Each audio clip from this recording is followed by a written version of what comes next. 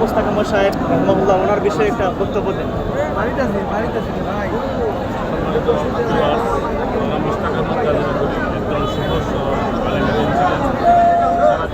রাজনীতি করেছেন জনগণের কল্যাণের জন্য, দেশের প্রতিটি আন্দোলনে তিনি অগ্রণী ভূমিকা রেখেছেন। বেশিরভাগ বিরোধী আন্দোলনে তিনি জেল কারাবরণ করেছেন। এমন একজন মানুষকে যে বা যারা খুন করেছে আমরা তাদের দৃষ্টান্তমূলক শাস্তি দাবি করেছি।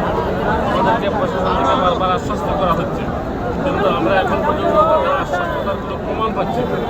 আমরা আবারও অনুরোধ করব, এই আজকের যে জানাজা হাজার হাজার জনতার স্বতঃস্ফূর্ত উপস্থিতি এবং যুক্ত অবস্থা আর টিএম দিয়ে আলতা মানুষ বারোই তো সুবিধা হয়, টিএম দিয়ে একটু আলবার হয়। আগামীকাল আমাদের সুনামগঞ্জ জেলা জমিয়তের পক্ষ থেকে পুরো জেলায় বিক্ষোভ কর্মসূচি ঘোষণা করা হয়েছে।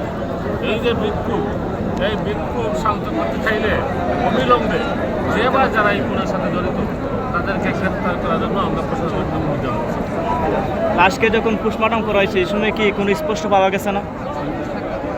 আসলে লাশের যে অবস্থা অত্যন্ত বিভৎস অবস্থান আছে, কিন্তু লাশটা পানিতে পড়েছিল, ওনার জিহ্বা বের হওয়া অবস্থা পাওয়া গেছে। মনে হয়েছে যেন শ্বাসরুদ্ধ করে ওনাকে হত্যা করা হয়েছে। এরপরে শরীরে বিভিন্ন অঙ্গের মধ্যে দাগ দুটো আছে, কিন্তু সেগুলো পানি থাকার কারণে, লাশটা পড়ে যাওয়ার কারণে সেগুলো সব দেখা যায় না। আমরা মনে করি এখানে যারা